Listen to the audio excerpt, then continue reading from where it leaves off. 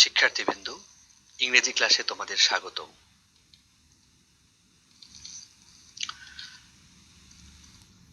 আমি মোহাম্মদ আতাউর রহমান খান শাওন, প্রভাষক ইংরেজি, police lines school and college, Rangpur.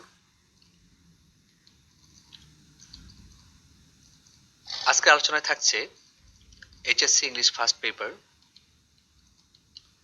Unit 6, lesson 3, why does a child hate school? শিশু বিদ্যালয় অপছন্দ করে কেন? এই লেসনটির মধ্যে গুরুত্বপূর্ণ একটা বিষয় রয়েছে, সেটা হচ্ছে একটি কবিতা, the school boy by William Blake. চমৎকার একটি কবিতা। নিষ্পাপ স্কুল বালকের বিরক্তি ও হতাশা কবিতার মূল বিষয়।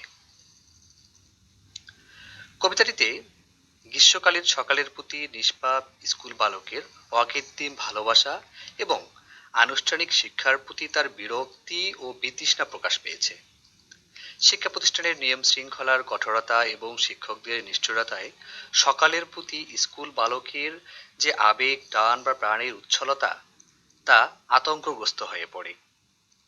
গ্রীষ্মকালে খোলা মাঠে খেলার আনন্দ এবং প্রকৃতির অপরূপ সৌন্দর্য উপভোগের পরিবর্তে শ্রেণীকক্ষে খাঁচায় আবদ্ধ পাখির মতো বসে থাকতে সে বিরক্ত বোধ করে। এই কবিতাটি তোমাদের দুই দিক থেকে গুরুত্বপূর্ণ। একটি হচ্ছে কবিতাটি পড়ে তোমরা অনেক আনন্দ পাবা, তোমরা স্মৃতিচারণ করবা যে শৈশবকালে তোমরা কেন স্কুলে যেতে চাওনি এবং তোমরা এখনো যারা ইন্টারমিডিয়েটে আছো এখনো তোমরা কলেজে আসতে চাও না। তো সেটা কিছু যৌক্তিক কথাবার্তা এখানে আলোচনা আছে, কেন শিক্ষা প্রতিষ্ঠান নিরানন্দ, সে বিষয়গুলো আছে এখানে। আর তার সাথে আরেকটি বিষয়, সেটি হচ্ছে তোমাদের ইংলিশ ফার্স্ট পেপারের সম্ভবত কোয়েশ্চেন নাম্বার 11। তো এইখানে তোমাদের থিম রাইটিং আসে, সামারি থিম রাইটিং। তো এখানে তোমাদের কবিতার থিম লিখতে হয়। তো সেই ক্ষেত্রে এদিক থেকেও এই কবিতাটি খুবই গুরুত্বপূর্ণ, কারণ 2017 সালে ঢাকা বোর্ড এবং সিলেট বোর্ড সম্ভবত, সিলেট আর কুমিল্লা যা হোক, 2017 সালে এখান থেকে কোয়েশ্চেন এসেছিল তোমাদের বোর্ড পরীক্ষায়। তো বুঝতেই পারছো টেক্সট কতটি ইম্পর্টেন্ট। তাহলে আলোচনাটি শুরু করা যাক। তো কবিতার পূর্বে আমি টেক্সট নিয়ে একটু আলোচনা করি। এই লেসনটিতে যে বিষয়টি আলোচনা করা হয়েছে সেটি হচ্ছে যে শিশু বিদ্যালয় অপছন্দ করে কেন। একটু আলোচনা করে তারপরে আমি কবিতাটি আলোচনা করছি। Why does a child hate school? শিশু বিদ্যালয় অপছন্দ করে কেন? এই লেসনটি স্কুল পড়াশোনা ও শিক্ষকদের সম্পর্কে শিশুদের চিন্তা ভাবনার বহিঃপ্রকাশ। বিশ্বকবি রবীন্দ্রনাথ ঠাকুরের নিকট এই ব্যাপারটি পুরোপুরি অগ্রহণযোগ্য। বিখ্যাত কবি, ইংরেজ বিখ্যাত কবি উইলিয়াম ব্লেক তার দ্য স্কুল বয় কবিতায় অত্যন্ত চমৎকারভাবে বিষয়টি ফুটিয়ে তুলেছেন। এখানে দেখো,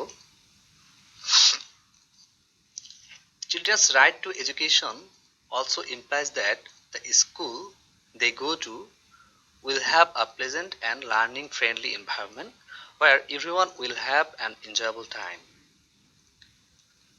শিশুদের শিক্ষার অধিকার বলতে এটাও বোঝায় যে তারা যে স্কুলে যাবে সেখানে একটা আনন্দময় ও শিক্ষাবান্ধব পরিবেশ পাবে, যেখানে সবাই একটি আনন্দঘন সময় উপভোগ করবে। Teachers will be kind, caring and supportive and children will feel relaxed. শিক্ষকরা হবেন সদয় যত্নশীল এবং সহায়ক এবং শিশুরা স্বস্তি অনুভব করবে। No harsh words will be spoken to them and special care will be taken of children with learning disabilities. তাদেরকে কোনো কর্কশ কথা বলা হবে না এবং শিখতে অক্ষম শিশুদের প্রতি বিশেষ যত্ন নেওয়া হবে।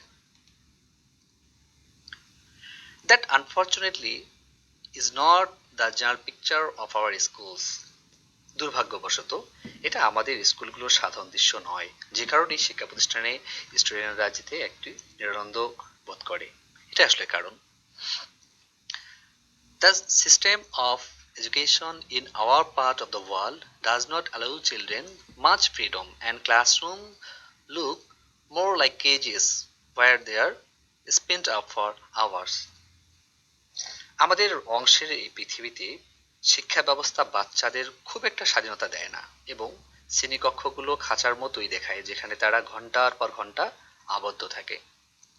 Rabindranath Tagore read his and Eastern University in Unit 6। এই ইউনিট 6 তোমাদের এখানে নতুন বই এটা মিলবে না, এটা হয়তো আগের থেকেই দেয়া। তো যাই হোক, তার ইস্টার্ন ইউনিভার্সিটি এই টেক্সট এখানে দেয়া আছে, তো সেটা পড়লে তোমরা যেটা বুঝতে পারবা। Rabindranath Tagore found it unacceptable. Rabindranath Thakur কি করেছেন? এটাকে অগ্রহণযোগ্য মনে করেন। So did William Blake. William Blake ঠিক এমনটাই মনে করেন। উইলিয়াম ব্লেকের জন্ম হচ্ছে 1757 সাল এবং মৃত্যু হচ্ছে 1827 সাল।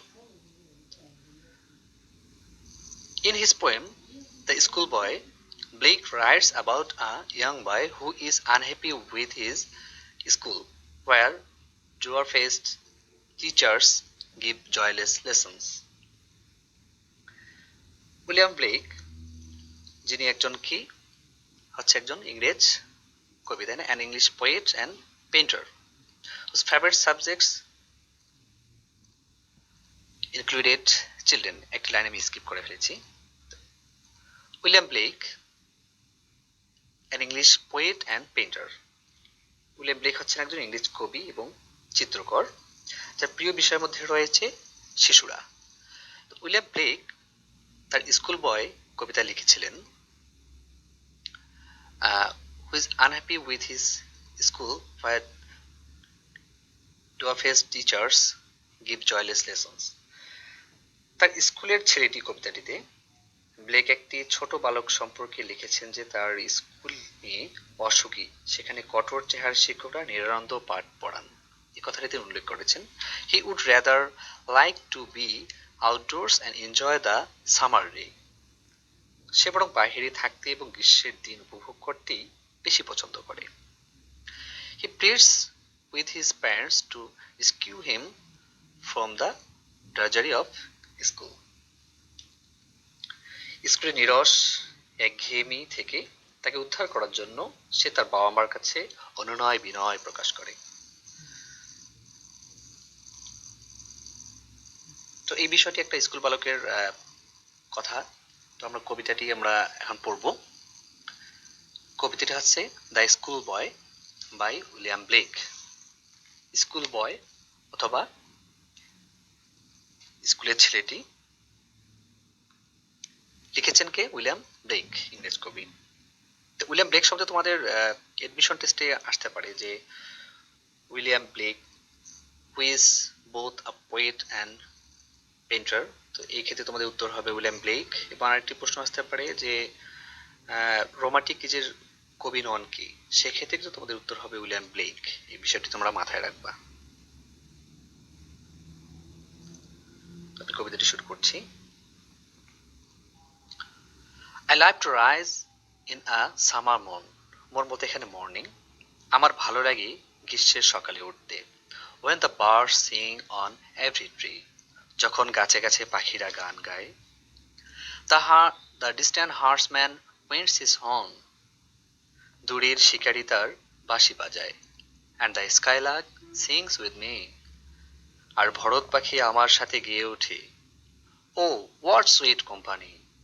আহ, কি মধুর সঙ্গ। খুবই সুন্দর কবিতা।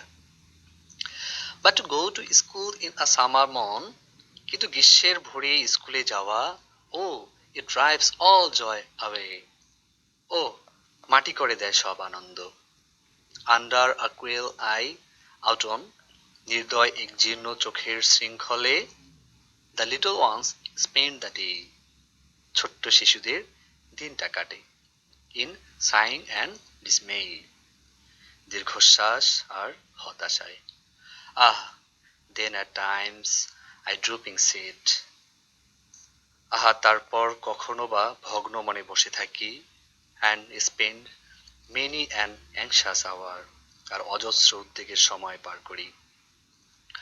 Nor in my book can I take delight. না পারি বইয়ের আনন্দ নিতে। Nor sit in learning powers. না পারি বসতে শিক্ষাকুঞ্জে। On through with the dreary shower. বিষণ্ণ বর্ষণে ক্লান্ত আমি। How can the bird that is born for joy sit in a cage and sing? আনন্দের তরে জন্মানো পাখি কি করে খাঁচায় থেকে গান গায়? How can a child when fear annoy but droop his tender wing? কিভাবে একটি শিশু ভীত বিরক্ত পারে কি তার ডানা গুটিয়ে রাখতে? And forget his youthful spring? আর ভুলে যেতে তার তারুণ্য ভরা বসন্ত? Oh father and mother, if birds are neat, ও বাবা ও মা, কুড়ি যদি হয় বিনষ্ট, and blossoms blown away, ফুল যদি যায় ঝড়ে, and if the tender plants are stripped, আর মুছে দেওয়া হয় চারা গাছগুলোর, of the joy in the springing day, বসন্ত দিনের আনন্দগুলো, by sorrow and care's dismay, দুঃখ আর যত্নের অবহেলায়, বা আমার কাছে অনুনয় করছে। How shall the summer arise in joy, or the summer fruits appear? কিভাবে গ্রীষ্ম হবে মধুময়, কিংবা ফলবে গ্রীষ্মের ফল? Or how shall we gather what gifts destroy? কিভাবে পাবো সেসব আমরা দুঃখ যেগুলো করেছে লয়? Or bless the living year? কিভাবে বন্দনা করি সুখময় বছর? When the blast of winter appear, যখন এসে যায় শীতের বান। তো ছোট্ট একটি ছেলের এই প্রশ্নগুলো, যে কেন শিশুরা স্কুলে যেতে চায় না, তার মনের প্রশ্নগুলোই কবি উপস্থাপন করার চেষ্টা করেছেন তার স্কুল বয় কবিতার মধ্য দিয়ে। তো কবিতাটি আমার মনে হয় যে তোমরা সবাই উপভোগ করছো। তোমরা কবিতাটি ভালোভাবে পড়ো। তো তোমরা এই কবিতাটি তোমরা অনেকেই কবিতা আবৃত্তি করতে পারো, কবিতা আবৃত্তির চেষ্টা করতে পারো। একটি বিষয় কবিতা খুব ভালোভাবে পড়ো, কবিতাটা মিনিং সহ পড়বা, এবং তার সাথে যে বিষয়টি ইম্পর্টেন্ট সেটি হচ্ছে তোমরা কবিতার থিম পড়ার চেষ্টা করবা। কবিতার প্যারাফ্রেজ পড়তে পারো ভালোভাবে বোঝার জন্য, তাহলে তোমাদের থিম রাইটিং অনেক সহজ হবে। যেহেতু পরীক্ষায় এখান থেকে প্রশ্ন আসে, শুধু তত গুরুত্বের সঙ্গে পড়াশোনা করবা বলে আমি আশা রাখি। তো আজ এ পর্যন্তই, পরবর্তীতে অন্য কোনো টপিক নিয়ে আমি আবার আসবো। সে পর্যন্ত তোমরা সবাই ভালো থাকো। Thank you for staying with me. আল্লাহ হাফেজ।